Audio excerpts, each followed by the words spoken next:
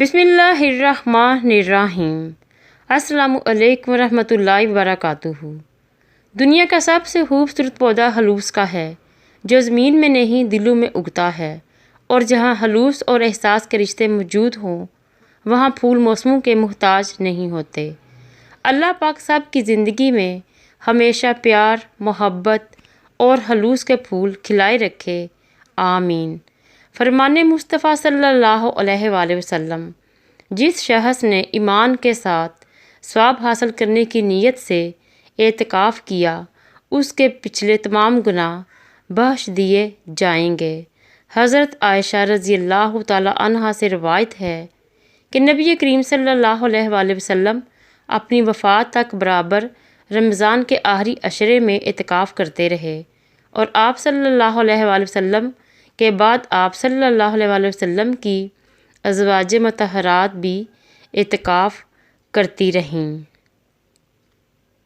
زیادہ سے زیادہ وقت مسجد میں گزاریں۔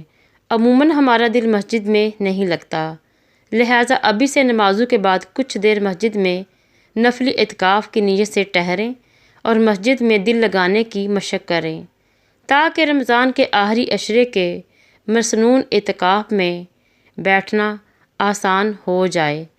حضرت ابن عباس رضی اللہ تعالی عنہ سے روایت ہے کہ نبی کریم صلی اللہ علیہ وآلہ وسلم نے معتکف کے بارے میں ارشاد فرمایا: اعتکاف کرنے والا گناہوں سے محفوظ رہتا ہے، اور جن نیکیوں میں وہ اعتکاف کی وجہ سے شریک نہیں ہو سکتا، مثلاً جنازہ، تدفین اور عیادت وغیرہ، تو ان میں اس کے لیے اتنی ہی نیکیاں لکھی جاتی ہیں جتنی کرنے والے کے لیے لکھی جاتی ہیں۔ سب سے افضل اعتکاف خانہ کعبہ میں ہے، پھر مسجد نبوی صلی اللہ علیہ وآلہ وسلم میں، اس کے بعد مسجد اقصیٰ میں، اور پھر اس مسجد میں جس میں بڑی جماعت ہوتی ہو۔ اعتکاف کے لیے جامع مسجد ضروری نہیں بلکہ ہر مسجد میں جائز ہے، چنانچہ جہاں جماعت نہ ہوتی ہو وہاں معتکف حصول جماعت کی غرض سے باہر نکل سکتا ہے، لیکن بہتر ہے کہ جماعت والی مسجد میں ہی اعتکاف کیا جائے۔ عورتوں کا مسجد میں اعتکاف کرنا مکروہ ہے، لہٰذا یہ اپنے گھر میں وہ جگہ مقرر کریں جہاں اکثر نماز پڑھتی ہوں۔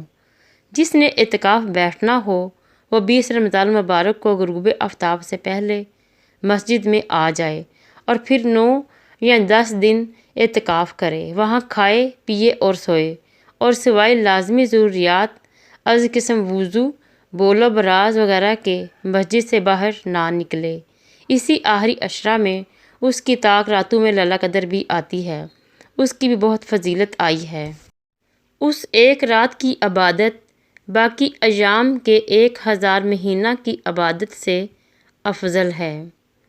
رمضان المبارک کے آخری عشرے کا اعتکاف سنت مؤکدہ ہے، البتہ حضرات فقہاء کرام نے اس کو سنت علی الکفیہ قرار دیا ہے، جس کا مطلب یہ ہے کہ ویسے تو ہر ایک کو چاہیے کہ وہ اس فضیلت اور ثواب کے کام کو سر انجام دے، لیکن اگر کسی مسجد میں کوئی ایک شخص بھی اعتکاف کرے تو سب کی جانب سے سنت ادا ہو جاتی ہے، لیکن اگر کوئی بھی شخص اعتکاف کے لیے نہ بیٹھے تو سب پر سنت چھوڑنے کا وبال ہوگا۔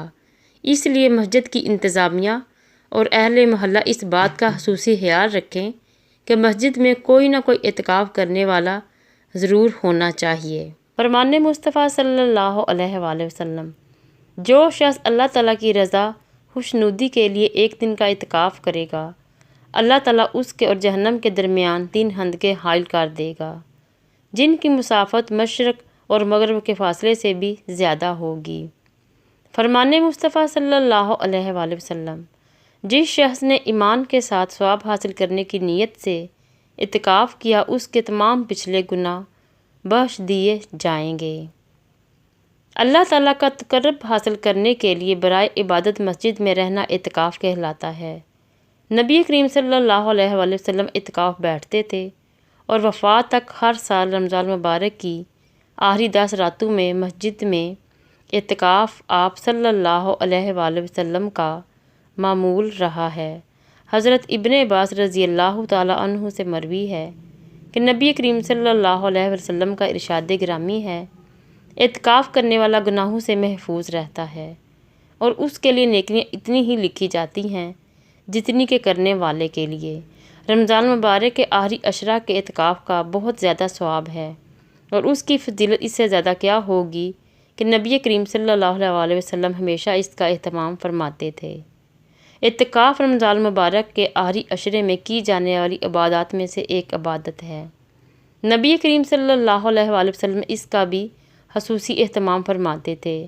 رمضان مبارک کے آخری 10 دن اور رات مسجد کے ایک گوشے میں گزارتے اور دنیاوی معمولات تعلقات سے کنارہ کشی اختیار فرما لیتے۔ نبی کریم صلی اللہ علیہ وسلم ہر رمضان میں 10 دن کا اعتکاف فرماتے تھے۔ پس جس سال آپ نے رحلت فرمائی اس سال آپ نے 20 دن کا اعتکاف فرمایا۔ رمضان کے آخری عشر میں اعتکاف کرنا سنت موقدہ ہے۔ ماہ رمضان کے آخری عشرہ میں کیا جانے والا اعتکاف سنت موقدہ علی الکفیہ ہے، یعنی بڑے شہروں کے محلے کی کسی ایک مسجد میں اور گاؤں دیہات کی پوری بستی کی کسی ایک مسجد میں کوئی ایک آدمی بھی اعتکاف کرے گا تو سنت سب کی طرف سے ادا ہو جائے گی۔ اگر کوئی بھی اعتکاف نہ کرے تو سب گناہ گار ہوں گے۔ عورت کا مسجد میں اعتکاف کرنا مکروہ تحریمی ہے۔ عورت کے معتکف کے بارے میں یہ ضابطہ ہے کہ وہ اس جگہ میں ہو جس میں نماز کی زیادہ فضیلت ہو۔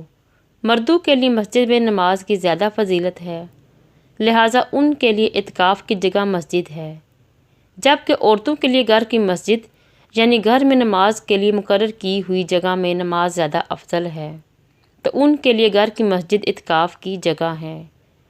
اے رب کریم، آج تیرے پیارے بندے تیری رضا کی خاطر اعتکاف میں بیٹھیں گے، ان کی اس پیاری عبادت کو قبول فرما، ان کو عبادت میں آسانی اور قلبی سکون عطا کرنا، ان کے صغیرہ اور کبیرہ گناہ معاف کرنا۔ یا رب اپنے ان پیارے بندوں کے طفیل ہمارے اور ہمارے والدین کے بھی صغیرہ اور کبیرہ گناہوں کی بخشش عطا فرمانا۔ آمین یا رب العالمین۔ اللہ نگہبان۔